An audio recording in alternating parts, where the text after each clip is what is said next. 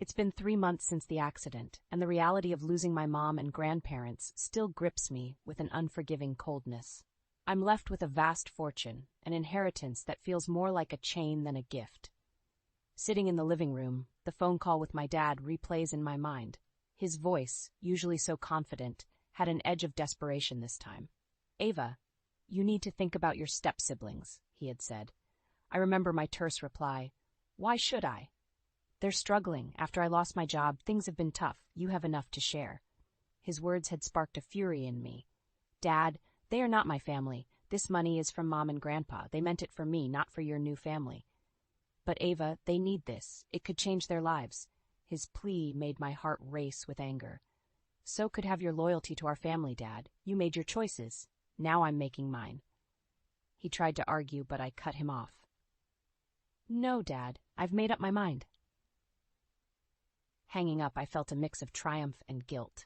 I knew my decision would deepen the rift between us, but the thought of sharing my inheritance with the children of the woman who tore our family apart was unimaginable. My friends have suggested compromise, giving them a small part to ease their burden. But to me, it's not about the money. It's about principle, about the scars left by betrayal. This inheritance is a reminder of everything I lost.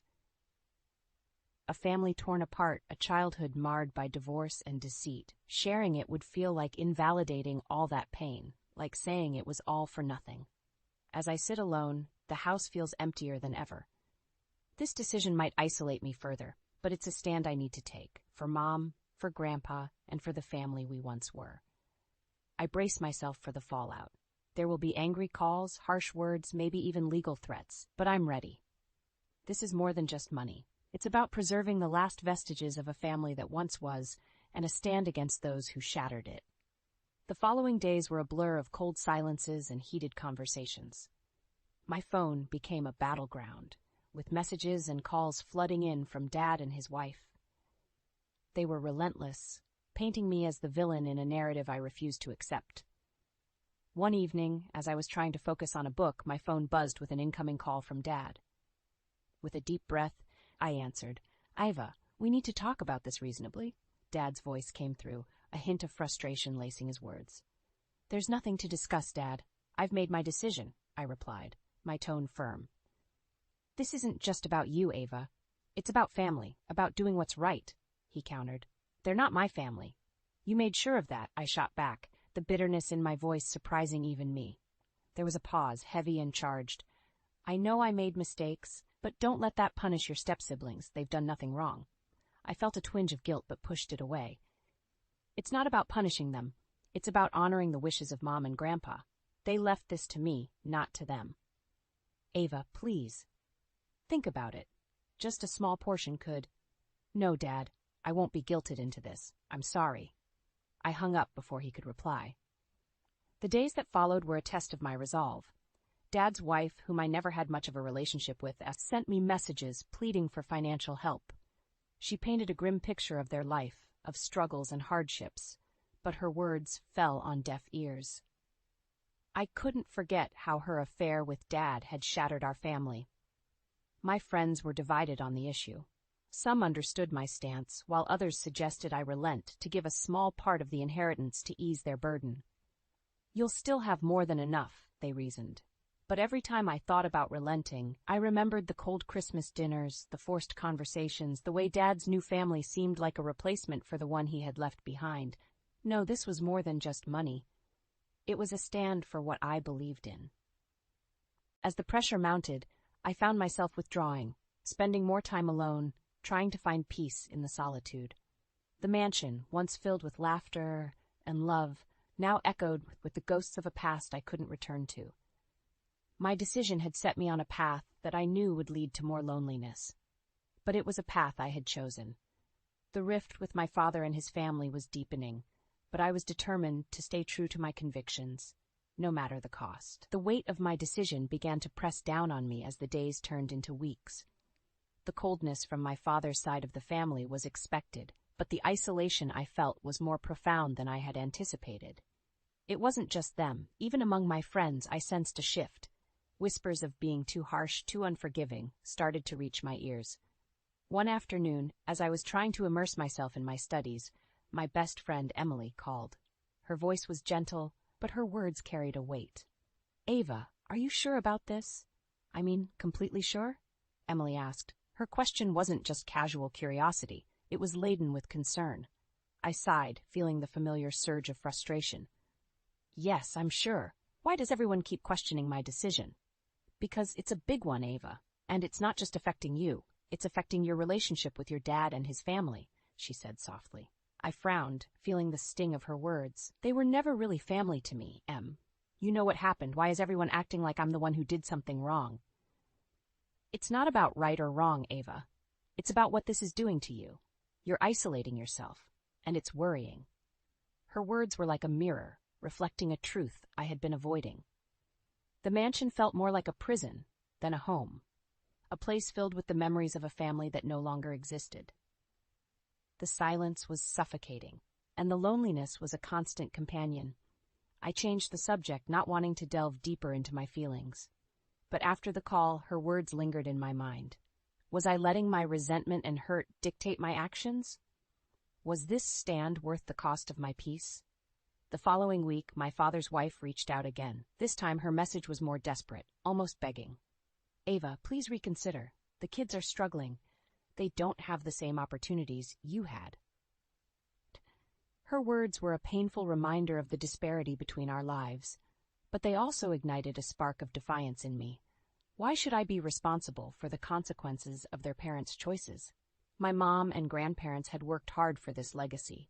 It wasn't meant to be a remedy for my father's mistakes. As I lay in bed that night, the mansion around me felt larger and colder than ever. The walls seemed to whisper with echoes of the past, of times when happiness wasn't a distant memory. I realized that this inheritance, this vast wealth, had become a barrier, isolating me from the rest of the world. I was standing at a crossroads, torn between my principles and the growing realization that this battle was consuming me. The question haunted me. Was holding on to this legacy worth the cost of my own happiness and peace of mind? The internal struggle between my principles and the growing isolation became a constant companion in the ensuing days.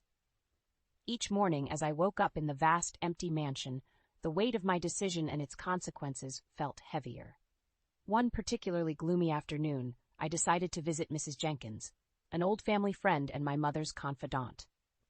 Her quaint cottage, filled with the aroma of freshly baked cookies, was a stark contrast to the cold grandeur of my home. Sitting at her kitchen table sipping tea, I opened up about my turmoil. Mrs. Jenkins listened quietly, her wise eyes reflecting understanding and empathy. "Ava, dear," she finally spoke, "holding on to anger and resentment is like grasping a hot coal with the intent of throwing it at someone else. You are the one who gets burned." Her words struck a chord in me.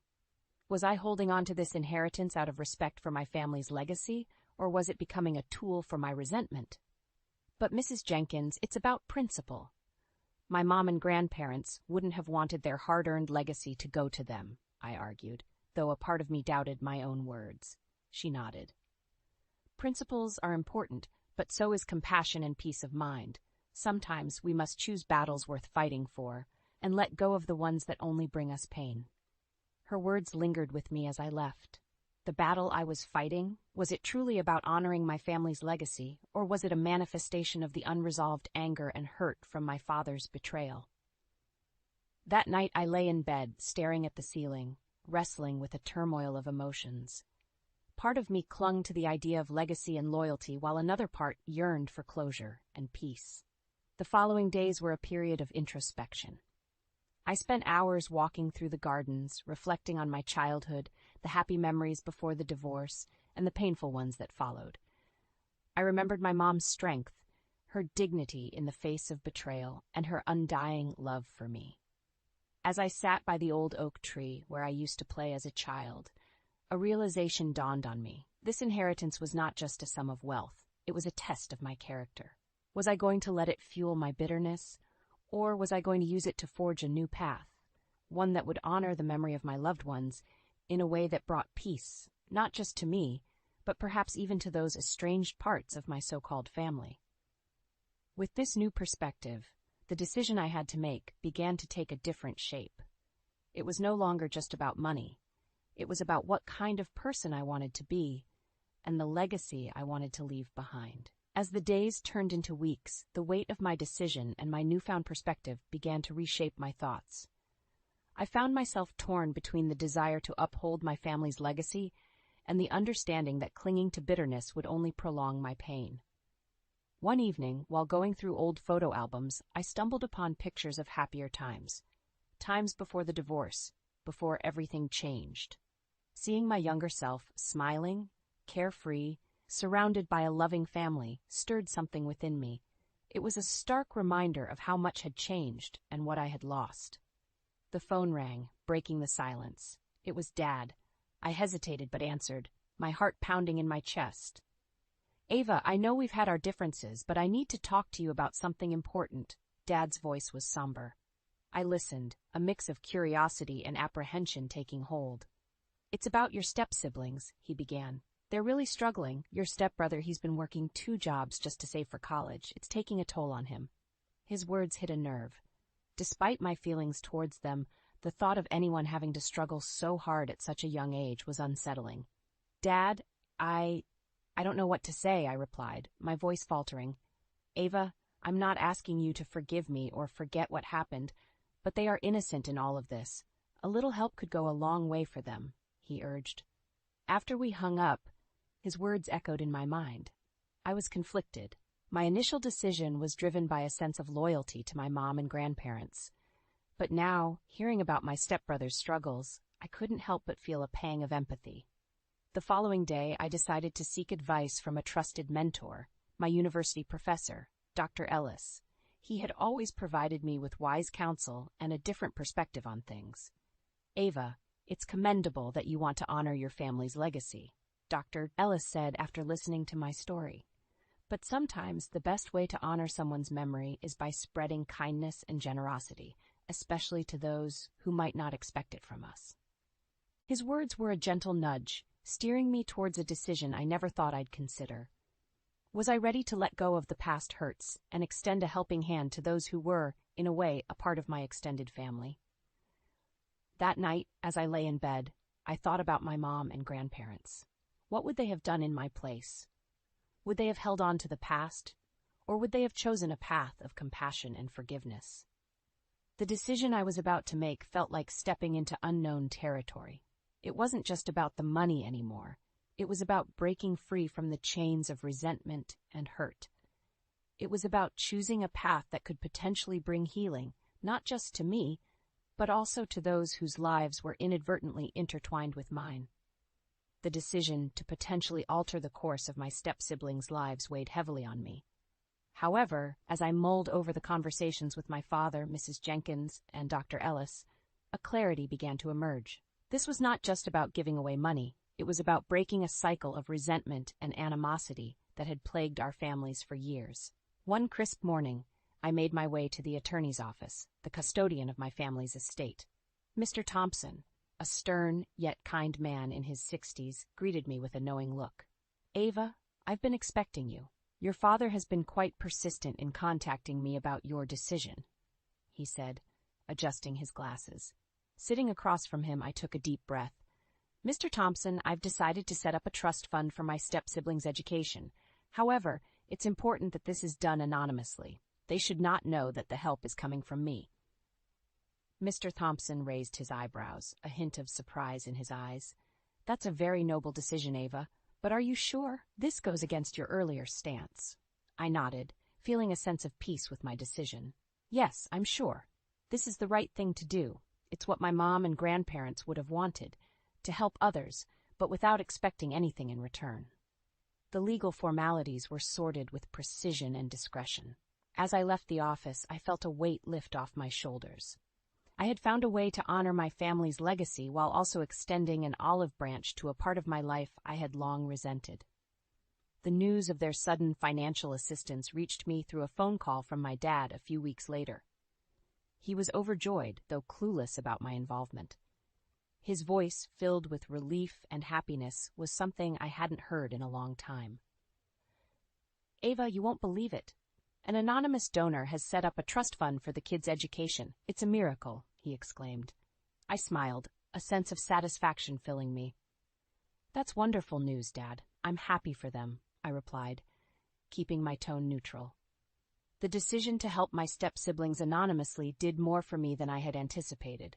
It allowed me to let go of the bitterness that had clouded my heart and to make peace with a part of my past that I had struggled with.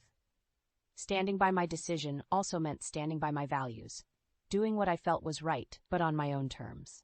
It was a testament to the strength and resilience I had inherited from my mother and grandparents.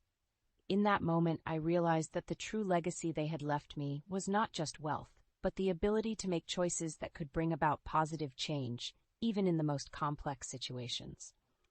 As I moved forward, I found a new sense of purpose and direction. The mansion, once a symbol of isolation and loneliness, began to feel like a home again, filled with possibilities and a future that I was ready to embrace. The months following my decision to help my step-siblings, albeit anonymously, brought a subtle yet profound change in my life. The mansion, which had once echoed with the loneliness of my struggles, started to feel different. It was as if the walls, once witnesses to my family's unraveling, were now basking in the light of a newfound peace. I began to invest more time in my passions and interests. The vast gardens of the estate, which had been meticulously maintained, became my sanctuary. I found solace in tending to the roses my mother loved, feeling closer to her with each bloom that flourished under my care. My focus on academics intensified as well. I enrolled in a master's program, driven by a desire to not just further my education, but to make a meaningful impact in the world. The inheritance, once a burden, now felt like a tool to carve a path that was truly my own.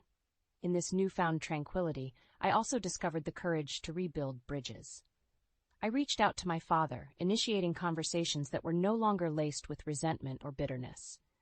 Our relationship, while still tentative, began to heal. The bitterness that had once defined our interactions gave way to cautious optimism. One brisk autumn day, I invited Dad over for lunch. It was the first time he had been to the mansion since the inheritance was settled. We sat in the dining room, where the air was filled with the aroma of roasted chicken, and the chatter was tentative but genuine. "Ava, I want to apologize for how I handled everything," Dad said, his eyes not quite meeting mine. I looked at him, seeing not just the man who had hurt me, but also the father who was trying to make amends. "I understand, Dad. We both made mistakes. Let's just try to move forward, okay?" He nodded, a small smile tugging at his lips. "I'm proud of you, Ava. You've grown into an incredible woman. Your mother would have been so proud." Hearing those words, something inside me healed a little more. It wasn't just about forgiveness. It was about understanding and moving on from the past. As winter approached, the mansion became a hub of activity. I started hosting small gatherings, inviting friends and even some distant relatives. The house, once a symbol of my isolation, became a place of warmth and laughter. In those moments, I realized the true essence of the inheritance I had received. It wasn't just the wealth or the estate. It was the resilience, the compassion, and the strength to make difficult decisions. My family's legacy wasn't just in the tangible assets they left behind. It was in the lessons they taught me, the love they gave me, and the courage they instilled in me to forge my own path. As I stood by the window one evening, looking out at the sprawling grounds blanketed in snow, I felt a deep sense of contentment. I had not only preserved my family's legacy, but had also started writing my own story, one of healing, growth, and hope. The journey ahead was still uncertain, but I was ready to face it with a heart that was now open to the endless possibilities